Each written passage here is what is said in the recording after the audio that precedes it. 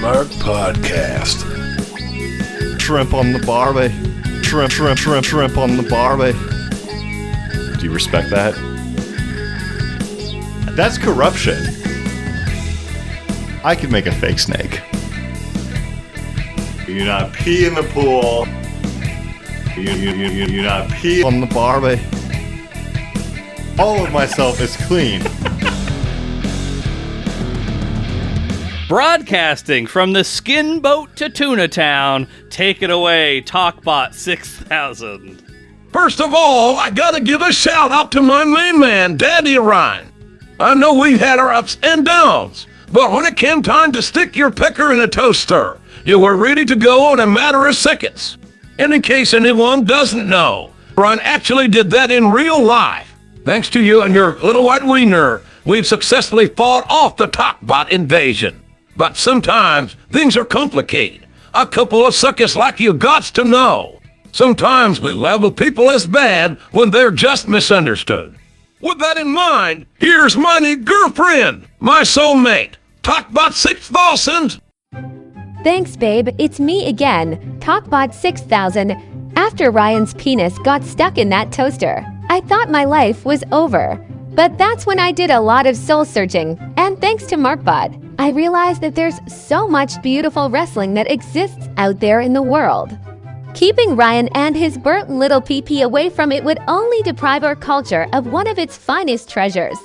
And that's when I realized that MarkBot had been right all along, and we fell in love, and we consummated our relationship right there on the hard disk drive of Ryan's MacBook. What a sleek, intuitive operating system that was. Only a big dummy wouldn't know how to navigate through it. Just thinking about it gets me all hot and bothered. And so, while you to go on summer vacation, MarkBot and I are going to travel the world together. Who knows, maybe we'll invade some Bolivian child's tablet. I've always wanted to take a cruise on a Greek iPhone. Hell, maybe we'll even spend some time backpacking on a BlackBerry in Brazil. And no matter where our destiny takes us, you will both continue to live on in our computer souls. Daddy Ryan, I love you from the top of your head to the tip of your crispy little schlong. May our friendship continue to flow like barbecue sauce, thick and sticky. And when the show is back from the summer break, we might even pop by from time to time. The only thing that's for sure about Talkbot 6000 and MarkBot 5000 That's me. is that nothing's for sure. And Ryan, I hope your baloney pony heals up real soon. Smell you later, bitch. So there we have it. The nice little intro there from the I don't know what the Brangelina term would be for Talkbot 6000 and MarkBot 5000, but it seems they're an item now, Ryan. Yeah, good for them. Worked that out, on my MacBook, nonetheless. On your MacBook is where it was all consummated, as I'm sure many relationships have been consummated. I hope your penis is doing well after you stuck it in that toaster per their instructions. Right. Yeah. No, it's doing great. As you did in real life, as was very safe. It's not going anywhere. It's not going. Might as well get safe. Keeps to itself. Right. Might as well get stuck in something. I understand. Well, let's get into it. Cue up your Green Day, everybody. Your Boys to Men. Your Vitamin C. Whatever your preferred graduation / sad sappy bastard song is, because this is it. The last hard mark before summer vacation. No more pencils. No more books. No more teachers. Dirty looks. Last episode, we put a bow on the career of Hulk Hogan. That's not to say that we'll never watch another Hulk Hogan match, but we've hit the high points. Ryan has pretty much seen the Cliff Notes version of the Hulkster's career, and so now we got to do it one more time for perennial hard mark favorite Mick Foley. And so I'm going to apologize in advance. I'm going to do my best to give everyone a vivid description of what's going on with each match, but there are certain things that I just can't do justice to with words alone. So this may be a more clip-heavy sort of episode, clip-heavy match that we're going to be watching here today. But with all that said, the last time that we saw Mick, he was literally carving off pieces of Triple H at the Royal Rumble in a street fight in Madison Square Garden. The next month after that, The two would face off again, but this time it would be inside of Hell in a Cell. Great match, but you can't help but watch it and compare it to the match against The Undertaker, so maybe we'll visit that one down at some point, but probably not today. But the consequence of that Hell in a Cell against Triple H is that Mick Foley, Cactus Jack, Dude Love, Mankind, whatever your preferred nomenclature is, he had to retire. Now, in reality, Mick's body was breaking down. Despite only being 34 years old, that's 1 year on you now, birthday boy Ryan. That is true. So he was basically the same age in that match that we saw, that street fight where Triple H got stabbed by a pallet, as you are currently. A little bit older, but a year. He had a year on you, but yeah, practically the same. Both men in their mid-30s. Now, despite him only being 34 years old at that time, there were a lot of miles on that vehicle, and he wanted to get out while he could still maintain a decent quality of life and play with his kids as they grew up. Now, unfortunately for Mick, while he had every intention of having that Hell in a Cell against Triple H be his final match for real, just like in The Godfather, another film that Ryan's never seen, just when he thinks he's out, they pull him back in. And his grand farewell lasted all of a few weeks, when in real life, Vince McMahon convinced him to come back for one actually final match in the main event of the year 2000's WrestleMania. So with the knowledge that he'd already broken his word and come out of retirement once already, he had a feeling that if he was able to heal and train sometime down the line, he might have enough in the tank for one final match.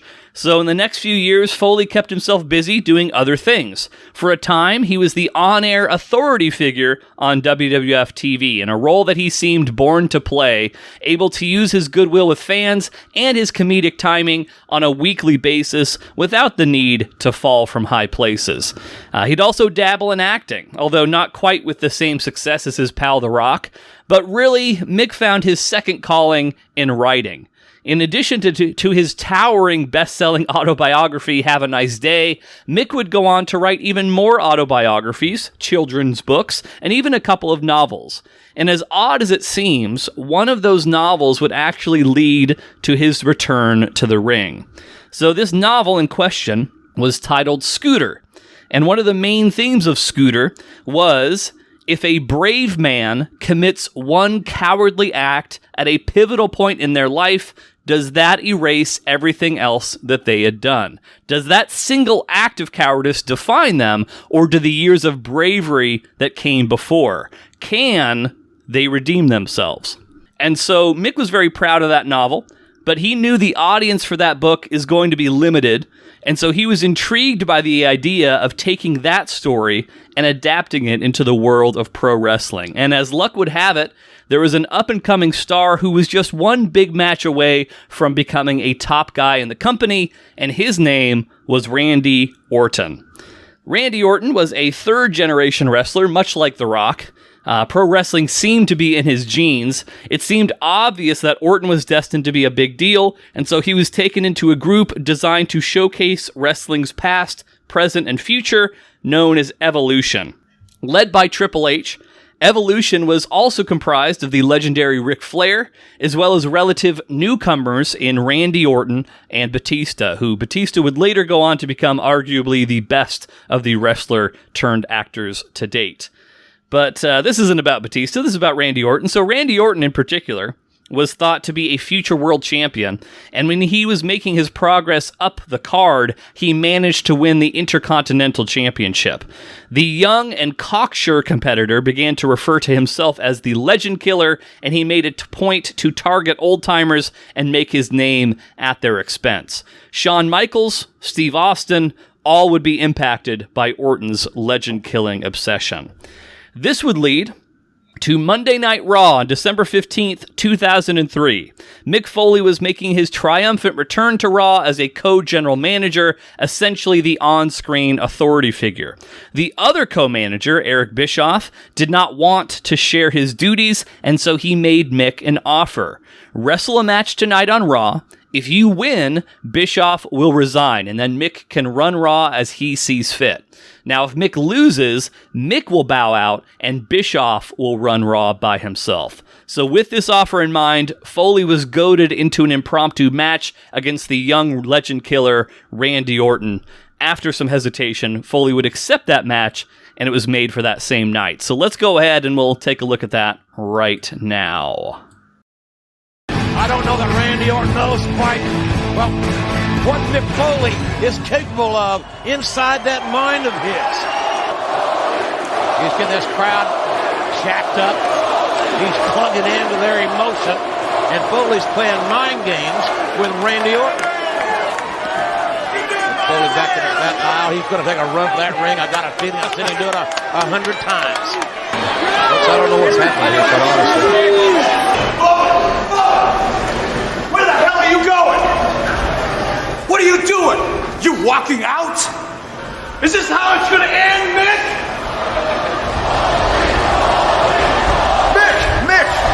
Mick! What are you doing? You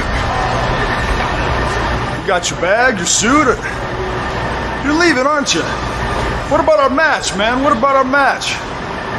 What's that? Is that a tear, Mick? Is Mick Foley gonna cry?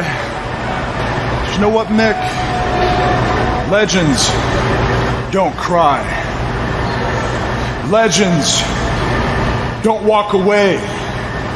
Mick Foley, you're not a legend. You're a coward.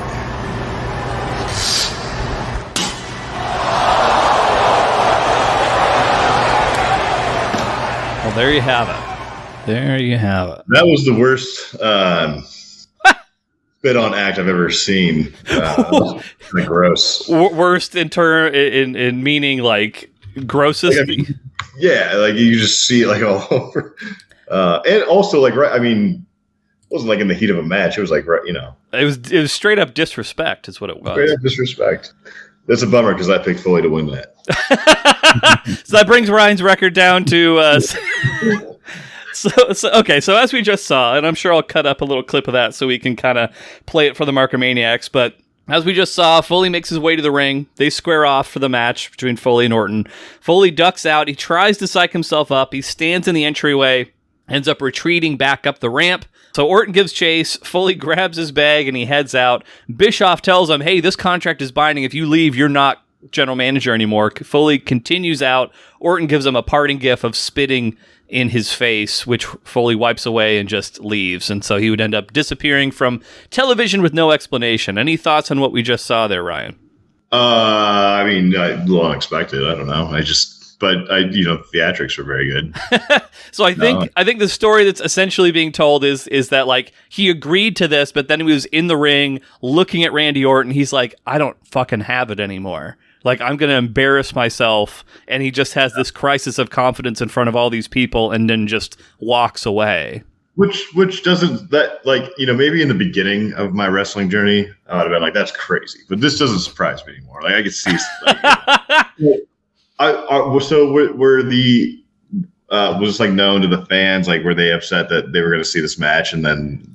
I mean, maybe this goes on and there's continuation, but yeah, like I think there's always like an expectation, like anything could potentially happen. But I think people were looking forward to that match, and then when it didn't happen, I think that there was some disappointment among the fans. Yes, and then the fact that it's Mick Foley, who has this legendary reputation of being like the absolute toughest guy in the history of professional wrestling, and he just walks away.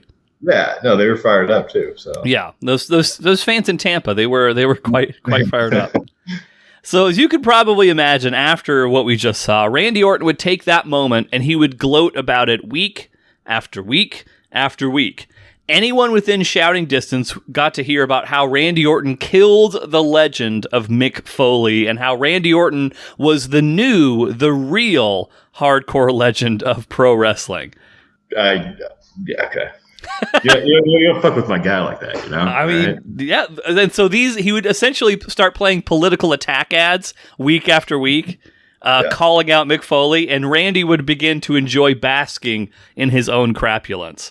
So after all this took place, The next major event, which we even saw a little quick advertisement for, the next major event of the WWE calendar was one that we're familiar with, the Royal Rumble. Now, in case you've forgotten, the biggest match of the Royal Rumble is the 30-man Battle Royal, where the winner earns a shot at the WWE Champion at WrestleMania. That's a lot of legends in that match just waiting to be killed, so let's see how Randy Orton fared in the 2004 Royal Rumble, shall we? And now Orton, after the RKO, is going to display a recall. Wow. Down to 3 now left. And as this match continues, and a sense of urgency here, but Benoit on top rope. Oh, this big cat from Raw Test. He's another big man that can do some damage here. All right. The hell is he? Was he invisible now? Go. I don't know where he is. Oh, nice! Oh, the RKO. Yeah! Orton got the RKO on Kurt Angle. Where the hell's Test? I have no idea. We're waiting on Test. If anybody... I don't know. Looks like he's knocked out. I don't know. We need to get a trainer in here. We need a trainer. That's my number 21 entry, you son of a bitch.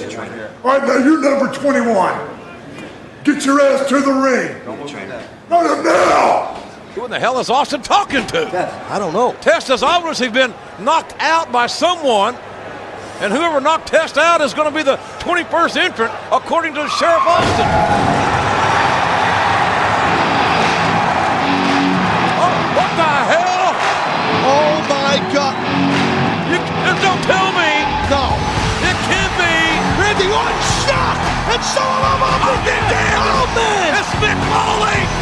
Mick Foley is here, and Orton can't believe it. Mick Foley! My God, he's not a coward. Foley fighting for all he's got here.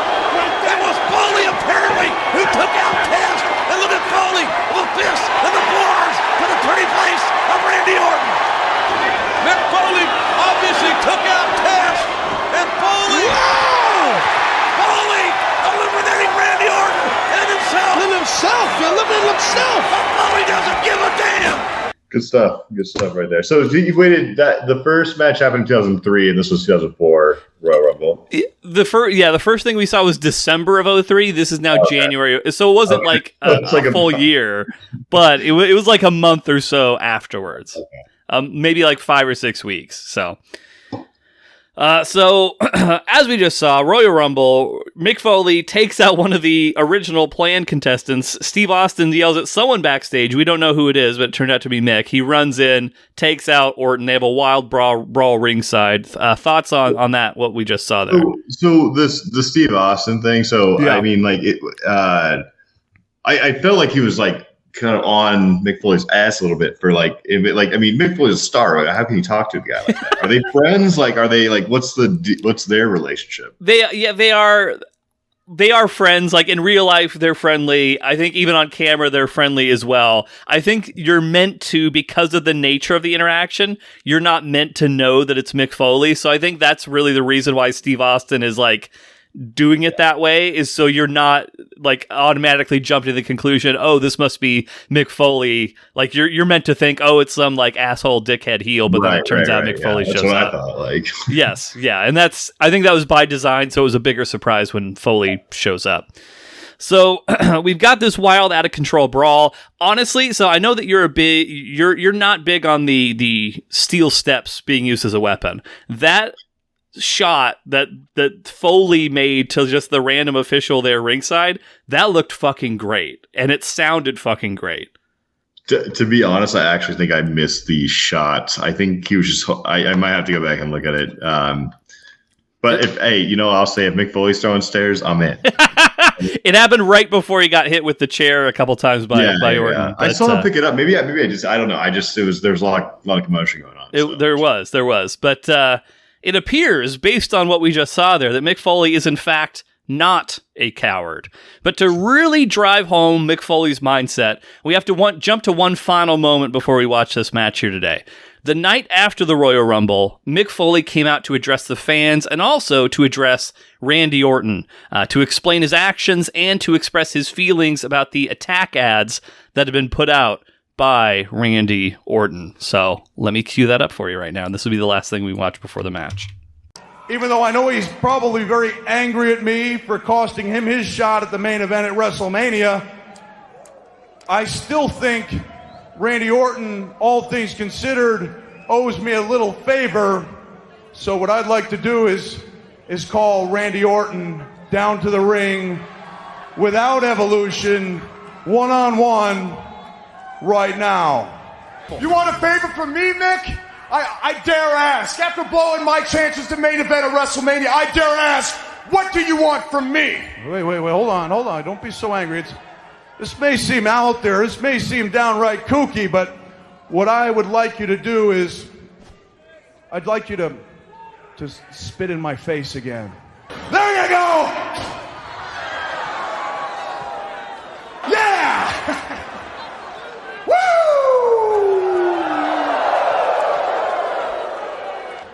And it's still only spit. It's still just spit. And Randy, you got to realize, I've got 4 children, and during the course of 12 years of raising those kids, I've been peed on, I've been pooped on, I've been thrown up on, I've been sneezed on, and yeah, I've even been spit on. So being spit on by you one more time is not really a big deal.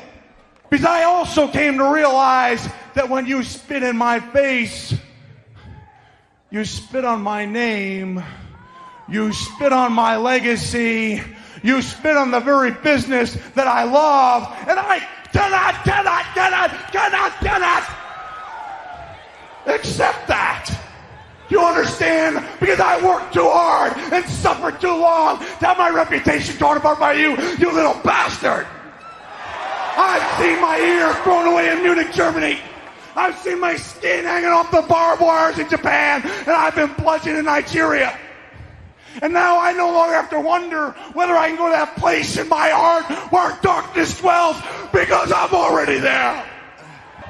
And I don't have to deny the hatred anymore, because not only will I accept that hatred exists in my heart, I will welcome it home as a long-lost friend saying, welcome home, where you been? Because there is a time and a place for hatred, Randy Orton. The place is Hershey, Pennsylvania.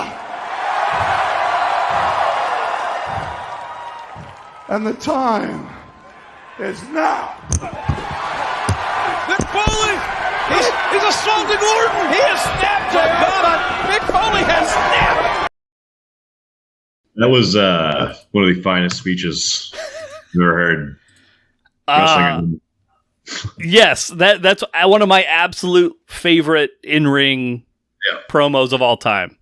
With a bullet. Because it starts... It goes so many different directions. Like, it starts with kind of like your normal, everyday, almost like a dad Mick Foley version. Yeah. And it starts off with humor and especially the bit where he's having Randy spit in his face, you're not entirely sure where it's going. And then when the intensity of when he busts his own eyebrow open by punching himself in the eye repeatedly, and then he's delivering that last little bit of the promo with tears of blood streaming down his face, is you can't, that sticks to you. That sticks to your ribs like a fine stew, in my opinion. One of the absolute best in-ring promos of all time. Your thoughts? Yeah, there was so much to that little speech, and the way it played out, and what he said. It was even a quality speech. It wasn't even just wrestling. It had some good points in there, mixed in. That's just fine. As fine as it gets, in my opinion. And so everything that we've seen, this is going to set up the match between these two men. Now, actually, in something we're not going to watch, they did compete for the very first time against each other at WrestleMania 20, but they were both a part of teams. So Orton was partnered with his Evolution buddies of Batista and Ric Flair, who we just saw. Mick Foley actually teamed up with the returning The Rock. And Orton's team actually came out victorious in that match. But As Foley himself has since stated, he was disappointed with his performance in that match. He thought he lacked the intensity that he needed for it. So 1 month later, in April of 2004, in Edmonton, Alberta, Foley and Orton would go one-on-one in a no-holds-barred match. Basically just a fancy way of saying no disqualification. Evolution was banned from ringside.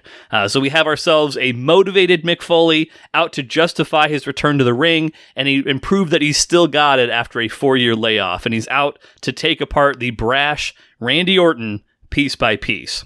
And so that's our match. Any questions? No. I don't know how I'm going to handle the rating, or not the rating, but my pick of this match. I kind of just want to make a pick. Okay. I mean, you've done it before, but you can wait if you'd prefer. It's really up to you. I just want to go at this one with my heart, the final match, my guys, and I don't know, Well, let me hit you with this, and maybe this will help you make a decision. Yeah. So wrestling with the data, not that there's a ton of data here. Your record as it stands, 48 wins, 36 losses, and a draw. You were on a six-match win streak. This is tying your all-time longest win streak record. Winning today would set a brand new record for you. Wow, what a way to end.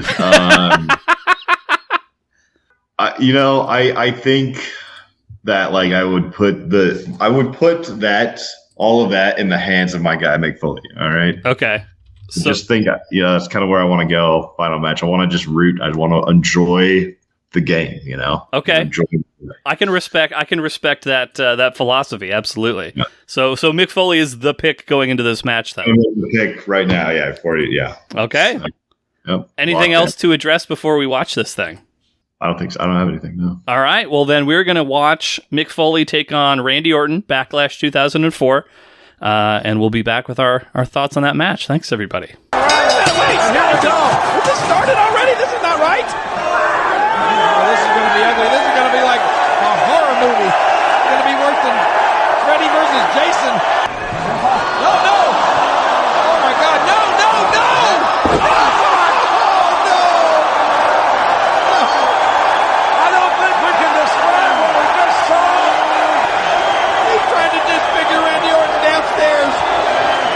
No holds barred. Both men knew the consequences coming in, but I never in my wildest dreams believed it would get this extreme. Look at Randy Orton's face. Big look. It's thumbtacks. Thousands of thumbtacks. Oh my God. Thousands of thumbtacks have just been poured in the ring. Well, first a barbed wire, and now those damn thumbtacks. Give me those damn thumbtacks. Here it comes. Oh my God!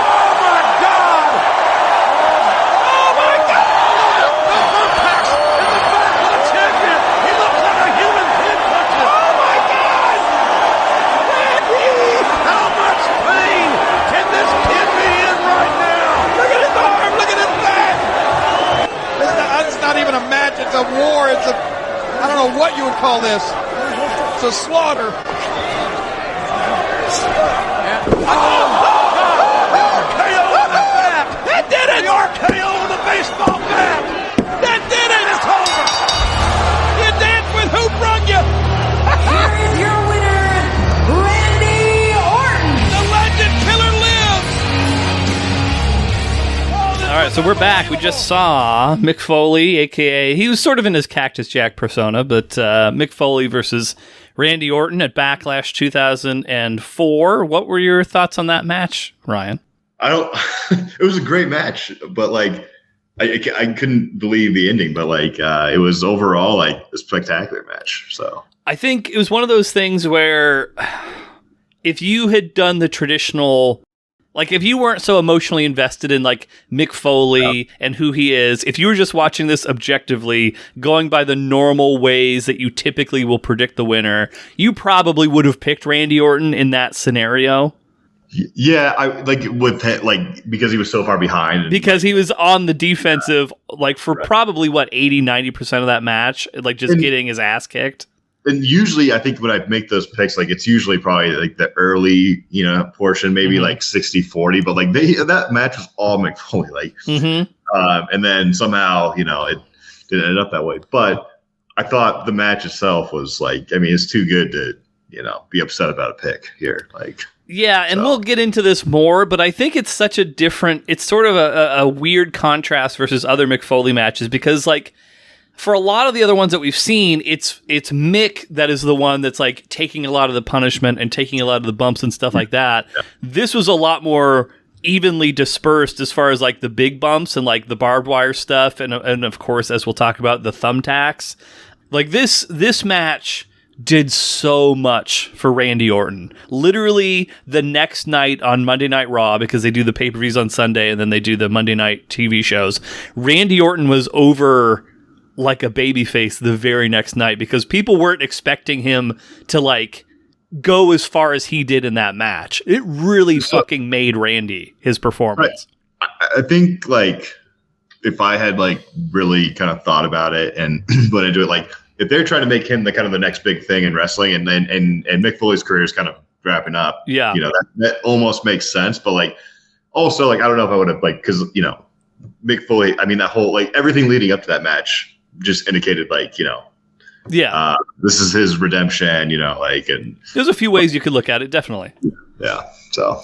But we'll get into the notes. So we've got a promo video before the match actually starts where Mick is kind of in a rocking chair with his baseball bat Barbie, talking about how he's going to rip Randy Orton apart and how, he hurt all these men that he respected and he hates Randy Orton's guts. So what does that mean he's going to do to Randy Orton? And that kind of sets up what we see. I think we talked about the Hulk versus Vince video package last episode as being a good one. This is also one that doesn't get talked about a lot, but is also one of my personal favorites. But Randy, he makes his entrance for the match first. He's got a trash can full of plunder, which you appreciated. Yeah, yes. I like that. Bring out your stuff. Like, there was a lot of hidden stuff in this match, but, like, I like that you just bring it out and his stuff sucked. It fell apart. The best he had not competed in one of these matches before, so he was, he's bringing a bat to a gunfight or wherever the expression is there. There was also a call by JR that I wrote down. I don't know that we actually heard it live while we were watching it, but JR says, as Randy Orton's making his entrance, "Take a look at his face. You may never see it in this condition again," which is also very... The commentary of this match added a lot. It was good. It was very good. Talking about Randy Orton's, he'll never model again after that. Yeah. I loved the dinky ass barbed wire stick that Randy Orton came up and how, like, ineffective it was from the absolute beginning of this match. Yeah, it was like he was, it's like when you're late to a school project and you have to get it done, and you just don't really think it through. You brought a big square stick with shitty barbed wire, Yes. The last Mick Foley match that we saw, you were even complaining about, like, one of the barbed wire sticks. This was basically just like that, but then it was immediately cast aside because it sucked, which I thought was a nice little indirect tie-in to our previous episode. But then Mick Foley, he makes his entrance with his proper bat. He's got an actual baseball bat wrapped in a fuckload of barbed wire, and it just looks completely fucking menacing compared to Randy Orton's little, stick with some twine around it. Yep.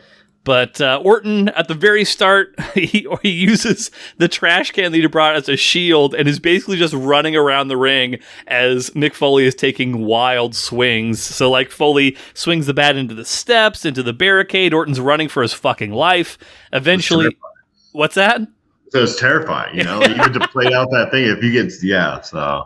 It was pretty good. But Orton eventually catches Foley with a drop toe hold, puts Foley into the stairs face first. Orton kind of wrestles the bat away.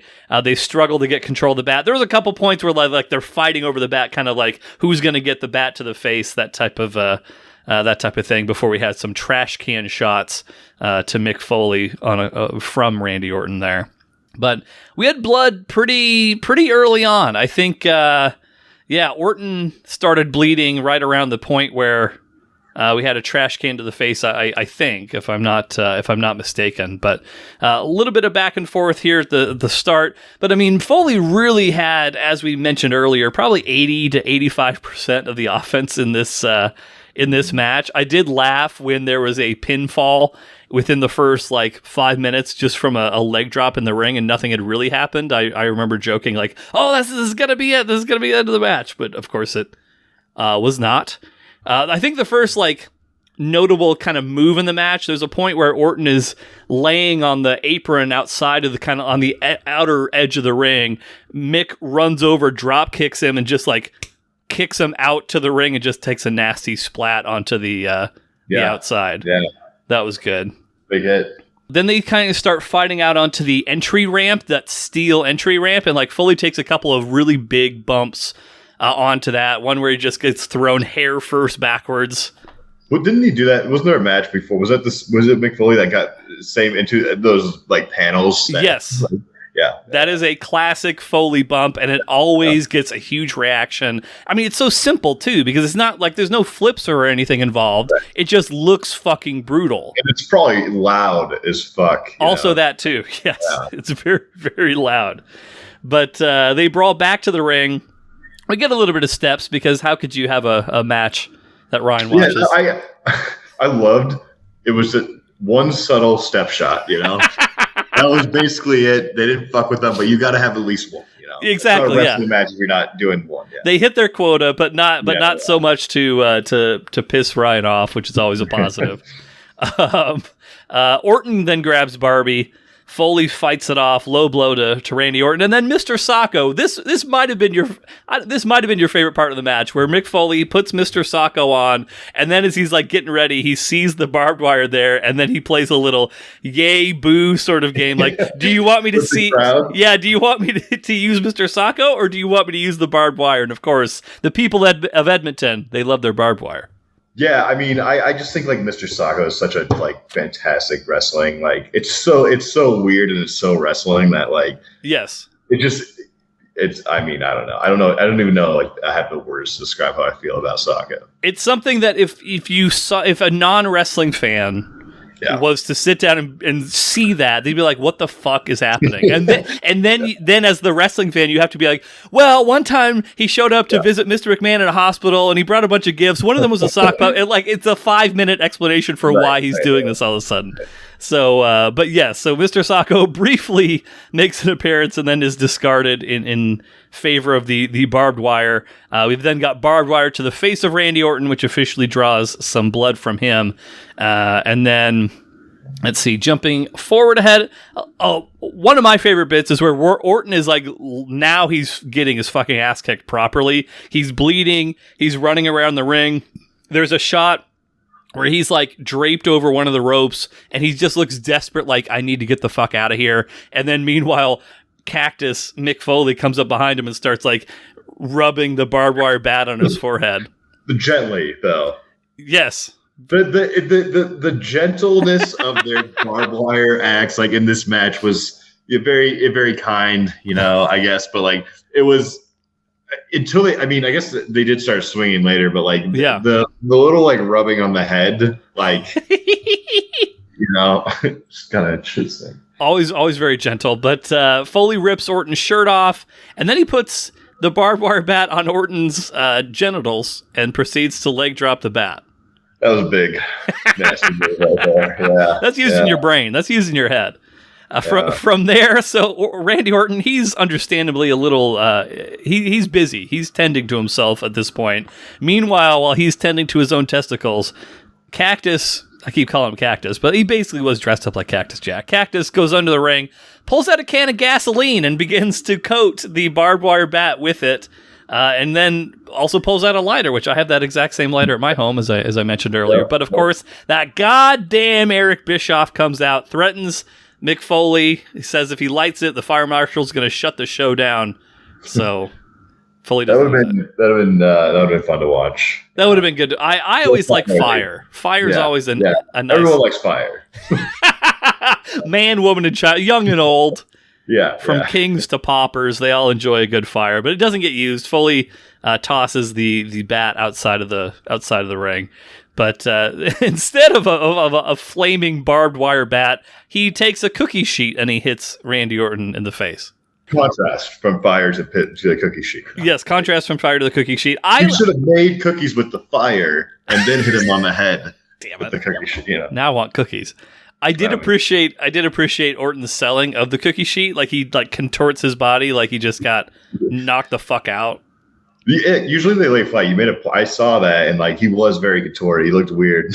Yes, it was it's the little things with Orton. Orton is just like fundamentally a very strong wrestler overall, in my opinion. But that gives Foley again some time to seek out some plunder under the ring. And what have we got now? We've got ourselves a wooden board that has stapled to it, I think, spools upon spools of barbed wire, which I don't think we've seen that on this program before. I don't think.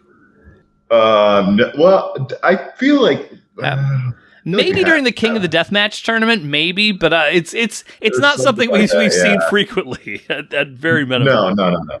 Yeah. But I think Ryan, if you had to be hit with these weapons or interact with them in some way.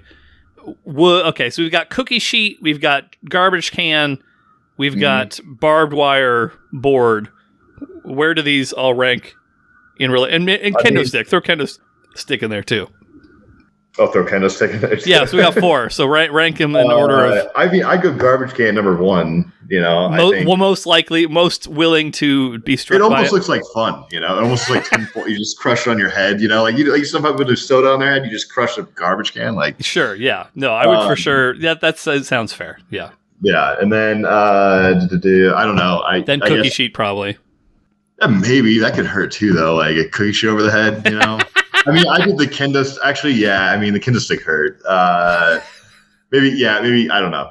It's cookie sheet, kendo stick, and then the anything barbed wire is obviously way last, and then barbed wire with fire would be after that. Like that's the bottom of the list. Noted. That's fair.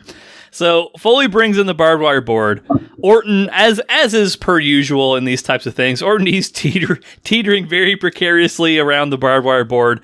But then what does he do as Foley charges in? He throws the mysterious white powder in Mick Foley's face, which is definitely not cocaine. Definitely not, yeah. And then Orton body slams Foley onto the wire, which that was definitely like legit barbed wire for sure. Like you can see it like catching on Foley's shirt, his gear, that type of thing. And Foley, he's bleeding from the arm afterwards. That might have been... So Mick Foley's one of the rare guys that I know has bladed his arm. He might have bladed his own arm during this match to get that much blood. I think so. I mean, it didn't seem like the barbed wire was sticky, but like it wasn't like it. Sure. They were so goddamn gentle. You had to bleed. You had to cut yourself. I would have. So Orton, now he's kicking at Foley. Now that he's on the offense. This is probably only the amount of extended offense that Orton got in the whole match. He goes to whip Foley in the corner. Foley goes shoulder first into it. Then he gets drop kicked back into that board again. And then Orton, which you complimented this move on his behalf, just takes the barbed wire board and just throws it on top of Mick's wounded, bloody shoulder. He started he had a couple of nice plays in that section of the match. Yeah. Which followed up by, I mean, depending on how you look at it, either a bad play or a good play. But as Foley's sort of reeling from the barbed wire board, Randy Orton goes into his corner. He pulls out a cardboard box, and then he pulls out a bag. Did you know? I was surprised that you didn't know immediately what was in the bag, considering this is a Mick Foley match. But it just wasn't Mick Foley who pulled it out, so that's why I was... Okay. Did you have a thought about what it was at all? I thought it might be a snake. Like, I really did. I was like, I felt like you picked this match, you might bring something back. Maybe there was a snake aspect to it. Like, that would have been smart. Yeah. But I did not know it was going to be tags. There's a shitload of fucking thumbtacks. This is the only match, I think, that we've ever seen where tacks were introduced by someone that wasn't Mick Foley. Yeah. And you, shockingly, because every other match, like Mick Foley has a reputation as like, I will take thumbtacks. Like, I am a tough enough son of a bitch where I will take a bump into thumbtacks. You were convinced from the moment Orton pulled them out, like, oh, Randy Orton's going into those tacks, which I think everyone else that was watching that's like a regular fan of pro wrestling was thinking to themselves, there's no fucking way that Randy Orton goes into those fucking tacks in this match. I don't know. It just like he had a lot of barbed wire time, so I was like, he pulls out and he's he knows that that's Mick Foley's thing. I just thought that it was going to be a change up, right? You know, and that's what happened. You got to expect the unexpected, you know. And like, true, that is true. And this is not taking anything away from Mick Foley, because I'm about as big of a Mick Foley fan as you can get. There is a big difference taking the flat back bump into tax while wearing a shirt versus doing the same thing without wearing a shirt. Is there though? I think so. Because, like, you could just pop your shirt out and, like, remove each of those individual tacks. You know what I mean? Because they're going through. You have a little bit of protection. So I think, okay, that's a good point. I didn't think of that. But, like, I think, like, initially, all those tacks are still going to be stuck in your back, still going to hurt. But, like, yes, for the later moves, maybe you could pull them out with your shirt, which is true. That's fair. Like, yeah, I mean, granted, they're just not going to be stuck in you. They probably get restuck as you take more bumps. But nonetheless, in my mind, any amount of protection is good protection when it comes to like thumbtack stabbings. Like you're at least getting like somewhat less of the tack getting stuck in you when you're wearing a shirt.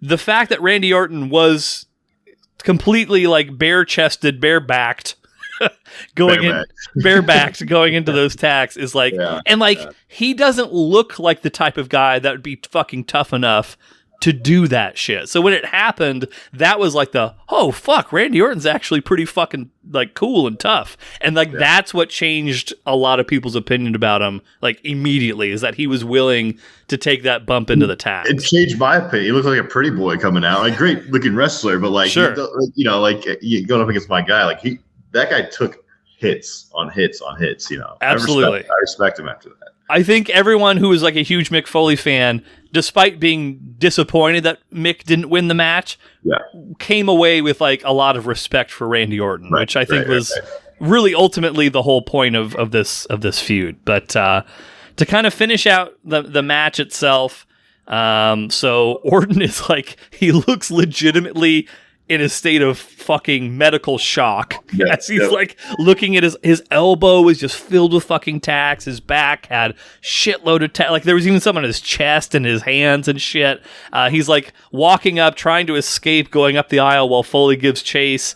They go briefly backstage. There had to be a reason for that. I don't know why, but they went backstage very briefly. Then they come back out, and Foley or Orton gets immediately tossed off the stage through like this table sort of structure that they had nearby. I think like the bump itself, like clearly there was some padding involved. It wasn't like the most impressive thing, but I think just in the match itself and like with all the tacks and shit sticking in them, you're just like, holy fuck, this shit's fucking wild.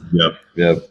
But Orton or Foley teases like he's gonna leave. Like, okay, I've done what I need to do.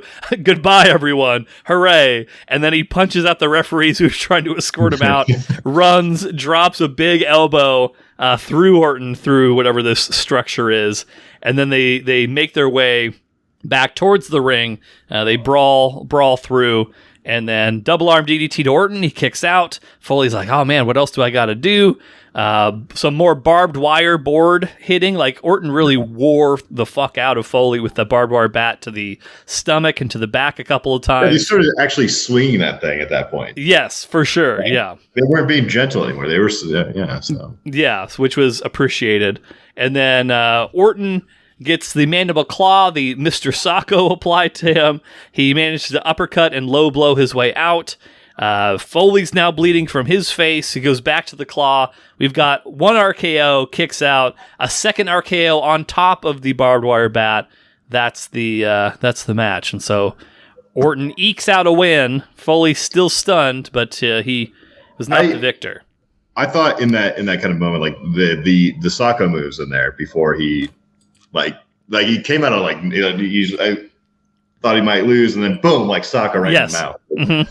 You know, like, I mean, impressive. Like I still, just because it came out of nowhere, it was quick. I thought it was done twice. I thought it was going to be done, and then there was a possibility. No, for sure. Like it felt like there was a potential of that match ending via the Sacco, but it just wasn't meant to be. Wasn't in the cards. Wasn't in the cards. But that's our match. Anything else to mention before we rank this thing? No, I mean, I think we covered it. All right, let's get into the list then.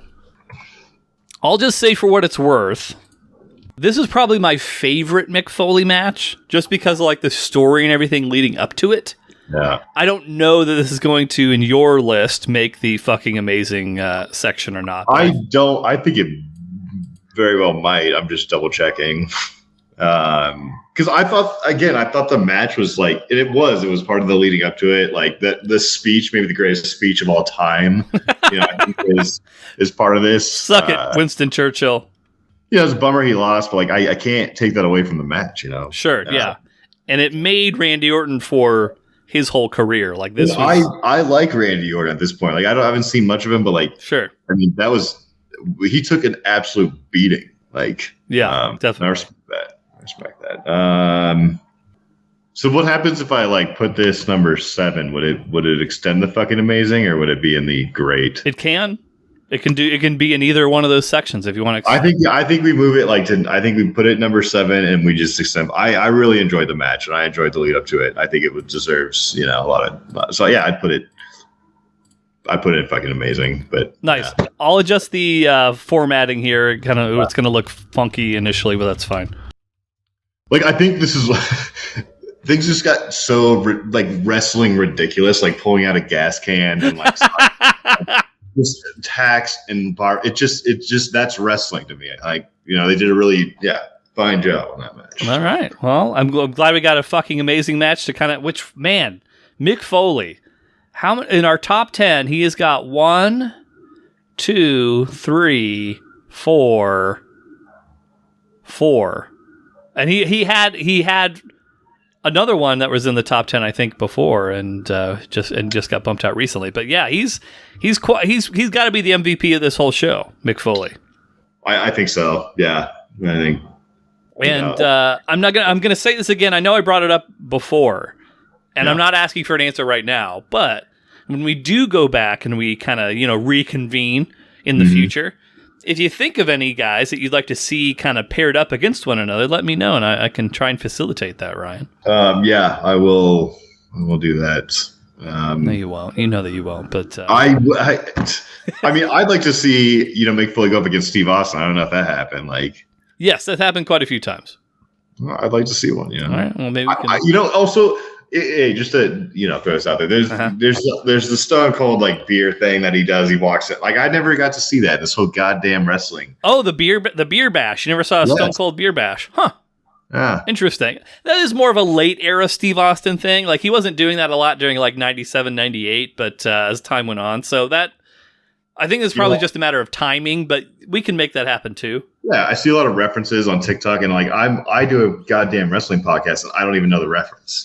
How the fuck is that possible? But you can tell everyone about Mr. Sacco, though, Ryan. That's the thing. Yeah, maybe I could start that. Like, no, I don't know fucking shit about this beer bash thing, but let me tell you about Mr. Sacco. Okay, Mr. McMahon got injured by Undertaker and Kane, right? It was the steel steps, which is all bullshit, right? But they still injured his ankle with it somehow. So that's the match. Ryan, unfortunately, was not able to set a new record, but you know what? I think he can walk away proud knowing that we watched a hell of a match to kind of close out our regular run here. But you know what that means, Ryan? I do. To finish this whole thing out, we got to end it. And per your request, I'm not going to do anything silly. I'm not going to change it up. I'm going to go classic. Again, per Ryan's request, Erik's Wisdom Tree. Yeah. What? Nah. What? You asked me to do it that way, you dickhead. I feel like it still didn't. Like you had the first maybe 50 episodes. How many did we do? I don't know. Whatever. The first 70%. It had a one, tone to it, and you didn't match it right there. I thought I did. That was exactly it. What did I do differently? I don't think you had it dialed in with the little thing that you used. It's okay, Erik. It's fine. Good job, Erik. You tried. No, you don't mean it. I don't want you to say if you don't fucking mean it, asshole. Okay. Well, I don't mean it. So okay, all right. Let's see. I've got one piece. Okay, this is going to be a double wisdom. Okay. One is going to be a piece of practical wisdom that I implore people to listen to. One is a spicier piece of wisdom that I'll just say it as it's written, but there's probably some caveats there. I don't necessarily think that as a blanket rule it's 100% applicable in all cases. But my first piece of wisdom, the more practical wisdom here. Wear shower shoes, everybody. Wear shower shoes. In your own shower? No, not in your own shower. If you're ever going to like an Airbnb or some shit like that, wear sandals. Don't go barefoot in other people's homes. I mean, I know you know your stuff, but like, God damn it, Eric, I pay a $200 cleaning fee every time I get an Airbnb. I expect there to be clean showers, you know? So we've talked about this before, so I won't belabor the point. But my foot warts came back this year. I had probably about a 4 to 5 month run where I was like, oh, I'm cured. I don't have any more foot warts anymore. And then they just sprang up a few weeks ago, and I was like, what the fuck? And like, I'm trying different methods of getting rid of them. The method that I have been using, called Compound W, holy fuck, dude. Awful. Horrible. Does it hurt? Yes, it's like, so what it does is it's like a Band-Aid that has a little bit of medicine in the middle of the actual bandage part. Yeah. This medicine goes into the wart and like puffs it up, so it's like the biggest whitehead you've ever seen in your entire life. I had 3 whiteheads, 3 wart whiteheads on my foot, walking around Alderwood. I spent 3 hours trying to fix my fucking phone issue on Friday. I was literally walking, every time I was walking anywhere, I was walking as if I was wearing a high-heeled shoe on my left foot because I didn't want to put any weight on the middle of my foot. So I was literally walking on the front pads of my foot everywhere. And this is all, and the reason I say, and this, so to tie it back with wear shower shoes, this all fucking stems from a goddamn Airbnb. I went in a hot tub, I walked barefoot from the hot tub back to my room, and then I noticed when I was physically at this Airbnb, I got a fucking wart. But you have a wart problem anyway, so this is like... No, I don't have a wart. I have a wart problem because of this fucking Airbnb, that's why I don't have a wart problem. Fuck you, dickhead. All right, Eric. I'm going to give you some... I only got the wart because of the Airbnb, Ryan. Are you not listening to me? Eric, go to urgent care, do whatever. Go get it frozen off. Like, just do that. It's immediate. I got a hot tip. I got a hot tip from friend of the show, Joey, that I should use like the cryo freeze. They do make. I found some on Amazon. I'm going to get some from there. I'm going to try it out for any future. Maybe see if that works first. I know that you can, but like, if not, go to the fucking doctor. Just freeze it off, Eric. You're taking your sweet time, like doing weird shit and walking around like a crippled person. And no, maybe cut that out. You can't just say crippled. All right, maybe Eric, you're walking around like you're disabled. Or whatever. Just cut in a word there. Do what you do. Do your magic editing. But anyway, stop doing that. Go to the doctor, freeze off, it'll be done. You're over it. Like, yeah. That's it. But you have an objection for that? I don't know why, but just do it. That's my wisdom tree to you, Eric. I didn't need the whole purpose of Eric's wisdom tree is I don't need your wisdom. I don't need your input whatsoever. That's the practical wisdom. The spicy wisdom, Ryan? Yeah. Soup sucks. Oh, okay. Soup is just so stupid. That's one of the dumbest things I've ever heard in my entire life. That is off the chart stupid to say. You've probably heard a lot of dumb shit coming from fucking Gold Bar, so that's means a lot coming from you. To throw one last Gold Bar reference. But just soup, listen, as an app, and I'm gonna say this because again, that's a blanket statement that I don't 100% believe in. Like, I think soup has its place as like a little pre-meal type of thing, but like a fucking soup meal, the most unsatisfying of all meals. Like, oh my gosh. Are you like, I can't tell you're fucking with me right now. No, soup's just kind of like, it's lacking in soup. It can be like the best dish in the ever. Like, I mean, it's like pho. Better than steak? Ramen. Yeah, I mean, you could put meat in your soup, Eric. Then you're getting watery ass fucking meat. Yeah, I was in Mexico. I had the best goddamn soup I've ever fucking had in my life. And like, I even I'll go from there to fucking even top ramen is good. Like, I don't believe what you're saying is. I don't consider ramen soup, for the record. What do you mean? I don't consider ramen soup. What is it? It's noodles.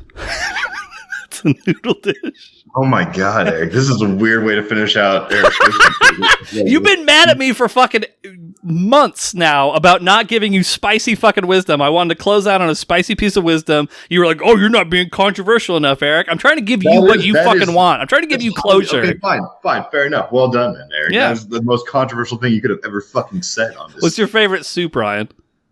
I mean, I love ramen, like a real ramen, like Japanese, like. What's your favorite real soup? That's not ramen because ramen is a noodle dish. Erik, what do you think like chicken noodle soup is? Like, what about the noodles in there? Like, there's fucking noodles. Does that make it not soup? Anytime I'm sick, I always buy chicken noodle soup. Okay, there's noodles in there, so it's not fucking soup. Ramen's just different. Ramen is ramen. Ramen's its own category. Ramen's not soup. Ramen's just different. Yeah, ramen's just different. Ramen doesn't. It's just different. Yeah. Right. So there's there's just no such thing as soup. Right. Exactly. Soup is fake, like birds. Soup is fake. Yeah. Yeah. Yeah. Soup isn't real. Yeah. That's the wisdom. Like fucking like tomato bisque. Like fuck off with tomato bisque. Like what the fuck? You have to define soup thing because if are you talking just like you're just broth basically? Broth. There can be ingredients, but like I always find soups to be just like if it's there's a difference between like a stew and a soup, and there's a difference between ramen and soup. I think the quotient of ingredients that are in the broth. Am I wrong on this? I don't know what your position is, so I don't know. Well, I'm now questioning what I know as soup. Like, there's forms of soup, like gazpacho is soup, probably. I think. Well, I think you're leaning to it. Yeah, like bisque. You're leaning to. Yeah. And I've had good soups. I'm not saying like I've never had soup that wasn't good, but I'm just saying as a general blanket rule, soup just kind of sucks. It's insubstantial. I'd much rather have any other meal that wasn't a soup in like 99% of cases. I think that's the main takeaway that I want people to come away from. I'm not saying like all soup's awful. I'm just saying that like the majority of soups are insubstantial and shitty. I guess we have to define soup, but that's fine. But that's maybe after summer break, you know. I can't fight this soup thing right now, but I love soup. You don't even know what soup is, apparently. Chicken noodle soup is soup, and I do like chicken noodle soup, but I just think it's a general blanket. It has fucking noodles in it, so is it soup? Ramen's a different category. It's not soup. You're being a dick about soup right now. Like you're being real pretentious about like, you know, how you define soup. I don't like that you're wanting me to get like fucking aggro with these wisdom trees, and then when I do it, you're sort of distancing yourself from me. Like, I don't know what his fucking problem is. Like, it's one or the other. This guy, like, anymore. Before we close this thing out, again, we will be back. This thing is not ending. It's just going to be at a more sporadic interval. Are you going to the Great American Beer Fest this year, Ryan? Oh yeah, I'm sure. Yeah, you need to. That would be my biggest piece of advice to you is to do that. I'll go. Yeah, fuck it. That was easy. We'll see. This may be a Muffaletta level fucking promise here. I love beer. Yeah, I already know I love beer. Not as much as you're going to love Muffalettas and soup, though. That's maybe for sure. I'll bring a Muffaletta to the beer festival. You know, as you should. I think no, they probably don't allow outside food, but either way, anything we should finish this thing out with for the Markomaniacs. Anything they should know. Fuck, I should have prepared something. I should prepare like a Mick Foley speech, kind of, you know, like. If only you'd known that this was happening today. If only you hadn't been stood up for one of your dates and you had time to prep some words, some meaningful words for people. I should have, Erik, and I think that's what I will leave the audience with. Is just I should have. That's probably. Yeah. The most meaningful thing that you could say that would be resonating the most with the Markomaniacs. But I've already actually started posting on Instagram. I only did one thing. I'm sort of in between being able to post on Instagram right now, but follow us on the social media channels. I'll post stuff as things happen. But remember, Ryan, he can be reached at RJ Murphy 1922 on TikTok. Does TikTok have DMs? I don't even know if it does. Yes. Yeah. What a way to send everyone off. Well, if you're not hard, everybody get hard. Once you get hard, stay hard. Enjoy your soups. We'll be back, I promise. That's all, folks. You're being a dick about soup.